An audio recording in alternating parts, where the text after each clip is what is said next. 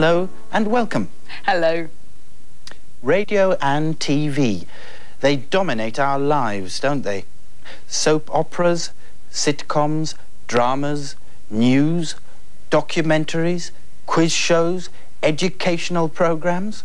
Almost everything we know about the world comes to us through the media.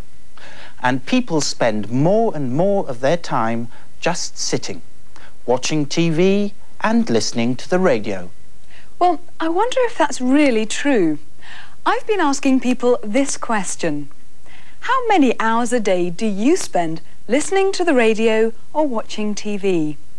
I think you'll be surprised, Tony, at how little they watch and listen. I listen to the radio for about an hour every day when I'm in the car driving. But then when I get home, I watch a bit of telly, maybe about an hour. I tend to spend about 2 to 3 hours a day listening to the radio or watching the TV. Although I tend to spend most of the time listening to my own music. I tend to spend more time listening to the radio than the TV because I don't have a TV. Probably an hour a day. I don't spend many hours listening to the radio or watching television a week. I watch television a lot, far too much. Everyone says so. But I like listening to the radio too, because, well, it's good to listen to music on the radio. I never watch television, but I sometimes listen to the radio. Whilst I'm here at college, I watch virtually no TV. When I'm at college, I listen to the radio for half an hour when I get up in the morning, and I don't watch any television. Yes, well, that is surprising. Only one person there admits to watching TV a lot. Yes, for most people, it's just a couple of hours a day. And what sort of programmes are people interested in?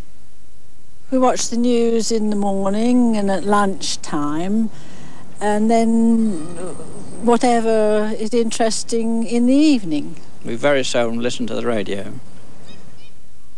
I watch TV a little bit. Probably the soap operas I watch the most. Yes, I'm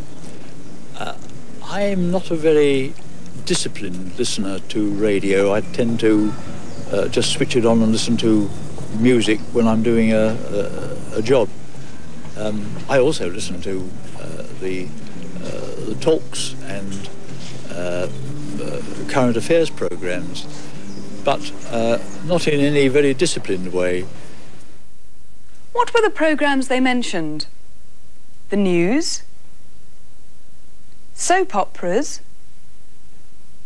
And then the last man likes talks, las tertulias, and current affairs programmes, los programas de actualidad.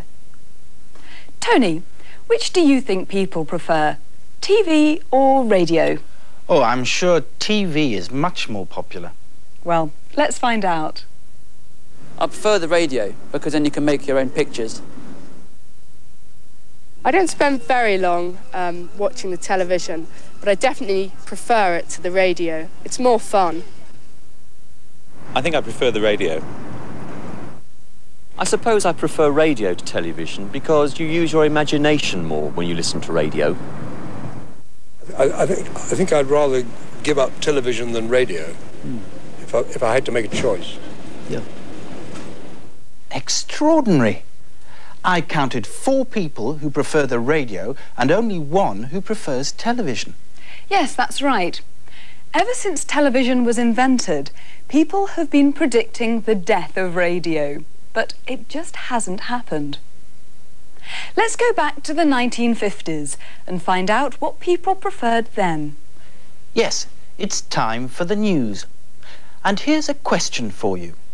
What plans were being made in the 1950s for the future of television?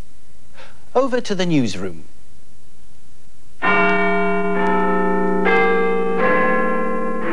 Good evening. This is the news from the BBC in London, and these are the headlines. Millions of British people turn from radio to television. Over 10 million people watch television in the United States. And a new film, Ben-Hur, is said to be the most spectacular in cinema history. But for tonight's main story, we go over to our media affairs reporter, Anna Pilkington. Anna, is television the future of broadcasting? Well, Trevor, up until now, historians have said that radio and cinema would be the most important media of the century. But now, over 1 million people have television sets. So yes, it looks as if television will soon be the medium of the future. So is this the end of radio? Well, Trevor, at the moment, the BBC transmits only a few hours of television each day, but they now plan to broadcast 6 hours of programmes daily. 6 hours? Goodness me. How will they manage to fill all that time? Well, the experts are promising to develop all sorts of different programme types. For example, they say it may even be possible to learn a new language by television. Well, well. And what about the cinema? Well, who will want to go to the cinema when you can see moving pictures at home? Thank you, Anna. And now for the rest of the news. In America, over 10 million people are watching television. So in an attempt to persuade audiences to return to the cinema, the film studios are producing bigger and more extravagant films. Ben-Hur is perhaps the most spectacular film ever made. It stars Charlton Heston and even has a chariot race. But is it good enough to keep people going to the cinema? Only time will tell.